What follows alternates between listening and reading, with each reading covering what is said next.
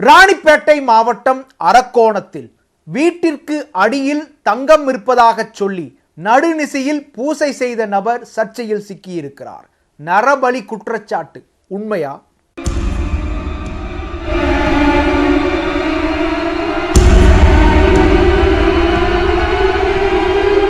இருபது ஆண்டுகளாக பூட்டி கிடந்த வீட்டை திடீரென திறந்த ஆசீர்வாதம் நள்ளிரவில் வீட்டிற்குள் தோண்டியது ஏன்? தங்க புதையலுக்காக நரபலி கொடுக்க திட்டமிட்டிருந்தாரா? ஆசீர்வாதம் வீட்டிற்குள் நடந்தது என்ன? ராணிப்பேட்டை மாவட்டம் அரக்கோணம் அடுத்த கீழவனம் கிராமத்தை சேர்ந்தவர் 50 வயதான ஆசீர்வாதம். இவர் தனக்கு சொந்தமான வீட்டை கடந்த 20 ஆண்டுகளாக பூட்டிவிட்டு வேறொரு கிராமத்திற்கு குடிபெயர்ந்து விட்டார். இந்நிலையில் கடந்த சில நாட்களாக கிராமத்திற்கு வந்த அவர் தனது வீட்டை திறந்து சுத்தம் செய்துள்ளார். அதேபோல் புதன்கிழமை மாலையன்றும் வந்து வீட்டை சுத்தம் செய்துள்ளார்.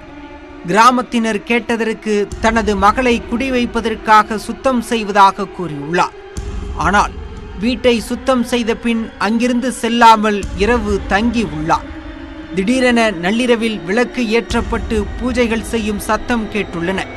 மேலும் வீட்டிற்குள் பள்ளம் தோண்டும் சத்தமும் கேட்கவே கிராம மக்கள் பீதி அடைந்துள்ளனர். அக்கம் பக்கத்தினர் கொடுத்த தகவலின் அடிப்படையில் கிராம மக்கள் வீட்டை முற்றுகையிட்டனர். கிராம மக்கள் திரள ஆரம்பித்த உடனேயே வீட்டிற்கு சற்று தள்ளி நின்றிருந்த கர்நாடக பதிவெண் கொண்ட கார் திடீரென புறப்பட்டு சென்றது. மேலும் வீட்டிற்குள் 2 அடி ஆழத்திற்கு பள்ளம் தோண்டப்பட்டிருந்ததும் அதன் அருகில் பூஜைகள் நடந்ததற்கான தடயங்களும் இருந்துள்ளன. பீதியடைந்த கிராம மக்கள் வீட்டின் உரிமையாளர் ஆசீர்வாதத்தையும் அவருடன் இருந்த 2 பேரையும் பிடித்து விசாரித்துக் கொண்டிருந்தனர். அப்போது அந்த 2 நபர்கள் மட்டும் நைசாக அங்கிருந்து தப்பி ஓடிவிட்டனர். ஆசீர்வாதத்தை மட்டும் பிடித்த கிராம மக்கள் அவரை அரக்கோணம் கிராமிய காவல்துறையினரிடம் ஒப்படைத்தனர். இந்த மாதிரி நரபலி கொடுக்க போகிறாங்க, இங்கே இது பதில் எடுக்கிறதுக்காக வந்துக்கிறாங்க இவங்கெல்லாம் சொல்லிட்டு சாமி அடி சொல்கிறதுக்குள்ள எல்லாம் ஊர்ஜனமாக நாங்கள் சேர்ந்து எல்லாம் ரவுண்ட் அப் பண்ணி அவங்க நான் உள்ளே போய் கதவு வச்சுன்னு உள்ளே போனாக்கா உள்ளே ஒரு 7-8 பேர் உள்ளே உட்காந்துன்னு அந்த பழம் எடுத்து பூஜை பண்ணிருக்காங்க. அப்புறம் நாங்கள் பிடிச்சி அவங்கள அடித்து ஒரு 3 பேரை கோயிலாண்ட உட்கார வச்சோம்.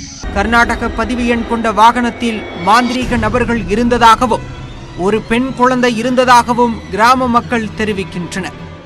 வீட்டிற்குள் தங்க புதையில் இருப்பதாக வந்த தகவலை தொடர்ந்து கர்நாடக மாநிலம் துங்கபத்ராவிலிருந்து அவர்களை ஆசீர்வாதம் அழைத்து வந்ததாக கூறப்படுகிறது. ஒரு பதிலுக்காக வந்திருக்காரு சார். எங்களை சாமி அந்த குறி சொன்னதால ஊர் பொதுமக்கள் வந்து பிடிச்சி இது பண்ணி அவர் மட்டும் பிடிச்சிட்டாங்க. ஒரு 3 பேர் பிடிச்சாங்க, 2 பேர் தப்பிச்சிட்டாங்க. 15 பேர் வந்தாங்க. அவங்க காரில் போயிட்டாங்க. கார் நம்பரெல்லாம் நோட் பண்ணி வச்சுருக்கோம் சார். போலீஸில் கேரளாக்காரங்கன்னு தெரியல, கர்நாடகா ரிஜிஸ்ட்ரேஷனு வண்டி நம்பரும் நோட் பண்ணியிருக்கிறோம். 2 வீலரும் பிடிச்சி வச்சு.